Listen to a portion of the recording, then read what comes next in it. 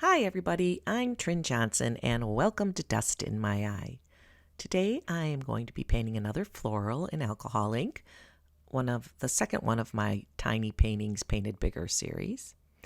And it's a slightly bigger sheet of paper than what I've been using in my shorts feed when I'm painting tiny. And I'm going to use these brushes I bought at the dollar store. They're very pliable. They're very nice. It's a very nice dollar store that we have near us. And I'm going to start with a medium-sized round brush, and I want to clean it out and make sure that I have no residual color in it, which it's hard to tell alcohol-wise on brushes. And I think I'm starting with eggplant, which I have the old eggplant Ranger ink. I've heard that they've changed the formula years ago, but I have the original stuff. I have a lot of it too because I really liked eggplant, so I'm really glad I have it because I really like that color. And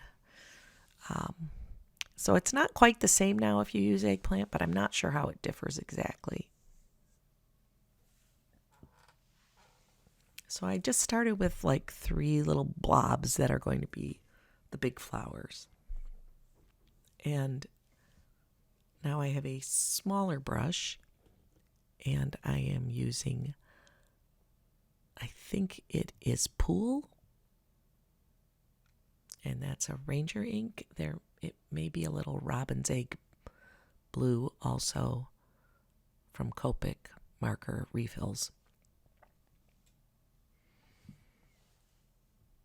And I'm just making a series of little dots to simulate little bunches of tiny flowers. Really, the whole idea with these is just to make flowers that aren't specific any kind of flower, just looks like a bloom. And the idea is quick and sweet. So I'm going to put it in a big concrete block like a planter. And this is mushroom, I think. Another one of my favorite colors. And it's okay if I run into the flowers because I'm going to go over them a bunch. I like to use the big flat brush because it keeps me from getting too picky. And like I said, we're going to come in and fix up our little blooms. I could paint the planter first, but I really like doing it this way because I have a clearer color of the flowers that are over top of it than if I had painted the planter first. I like to get a little dimension on my planters and vases and pots by adding a little shadow along the bottom and the side.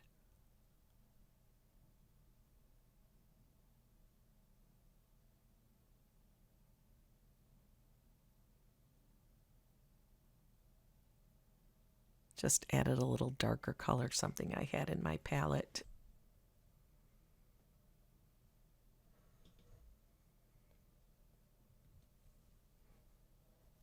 Now, sometimes I have trouble getting the lids off, and these little rubbery things really help getting the lids off. My sister gave them to me for Christmas, and I can get a little grip on it. They came in like packs of 3 or 6 or something at the grocery store, but they work great for taking off lids of paint tubes. And I'm trying to remember what color I am using.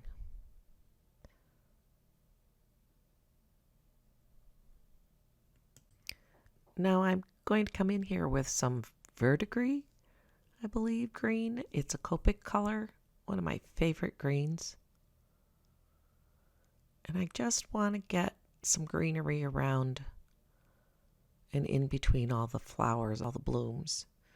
Again, I'm not trying to emulate any specific kind of plant.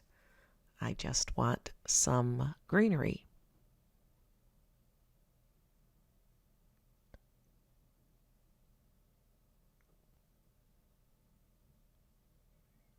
I like to have a little bit hanging off the edge. I think that makes it more interesting. And down over the planter too.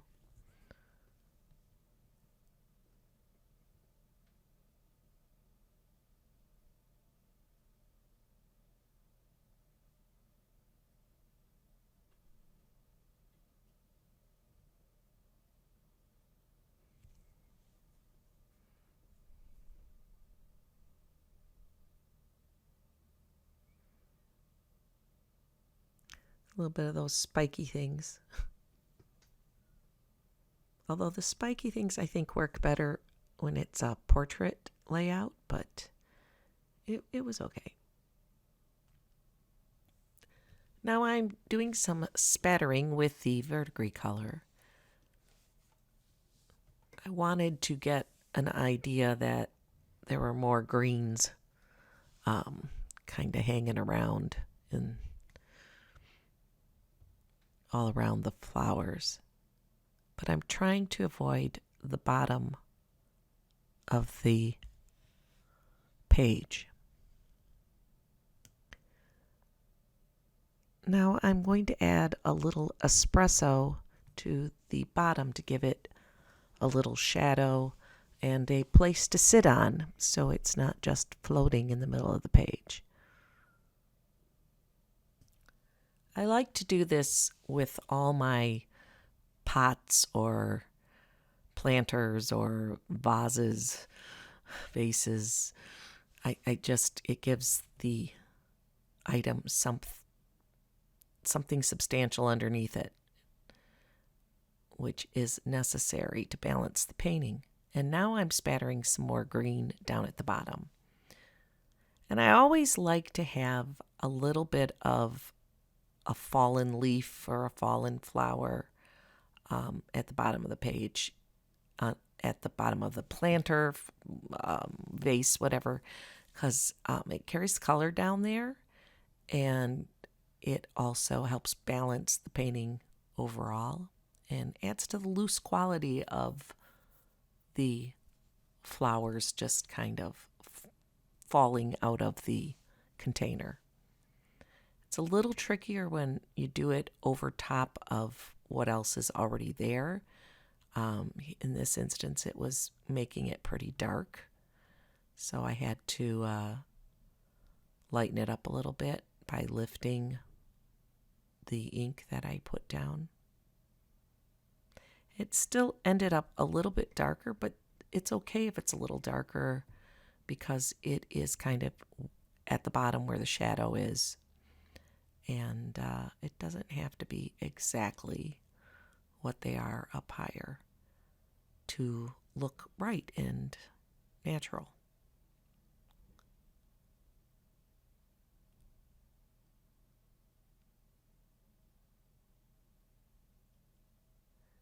Now I'm going to mush, for lack of a better term, the flowers a little bit just to give them some variance in their petals. And I'm just using clear alcohol right now to that. And the alcohol keeps moving, and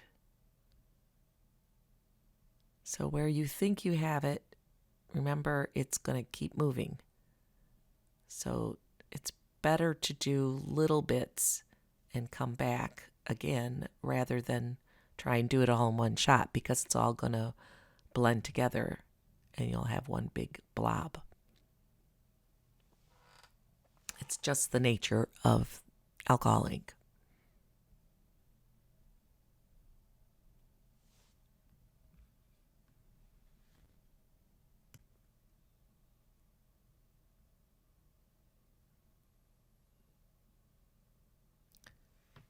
Now I'm working on the bigger flowers with just some clear alcohol again. Just trying to give them some differences and variations in their petals, which is way cooler to look at than the ones that are just a big round circle.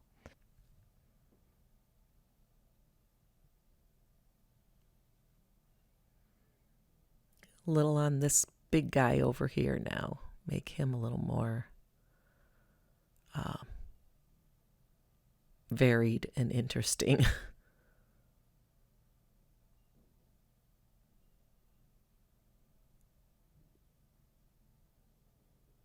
It's always best to come in and touch up the flowers towards the end, because you usually bump into them with the leaves or the planter or whatever.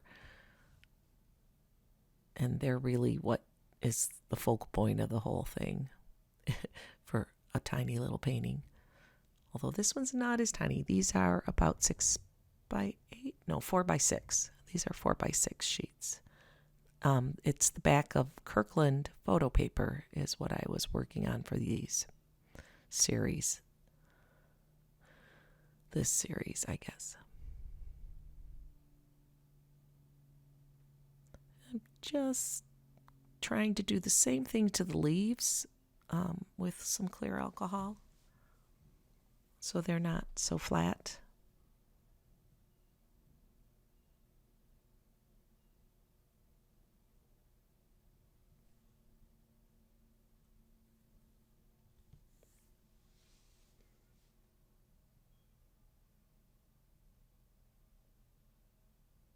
A little bit of stem work.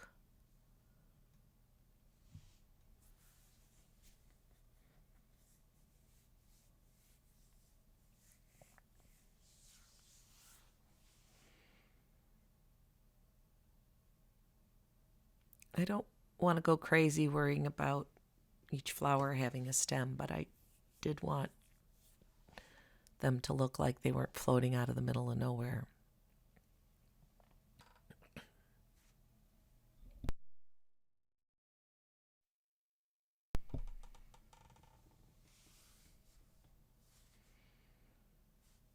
Defining some of the bigger leaves a little bit.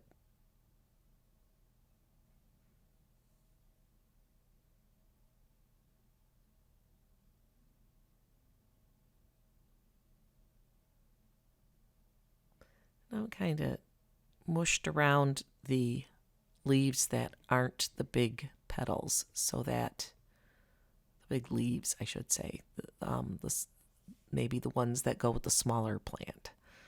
And I just did the same thing I did with the flowers, basically.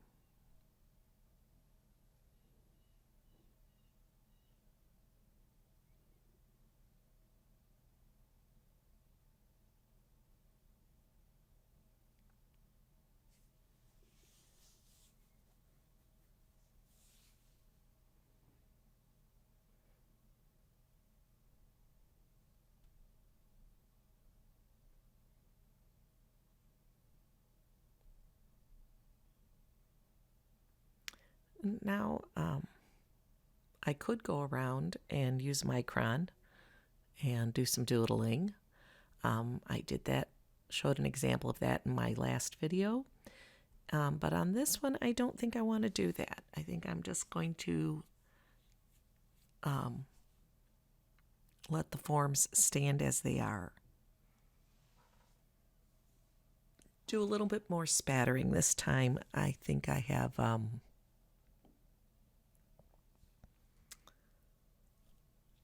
some of the turquoise kind of color.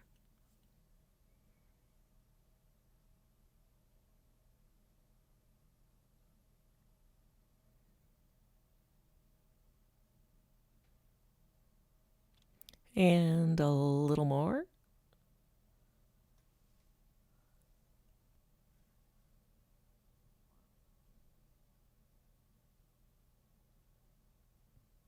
And that's it.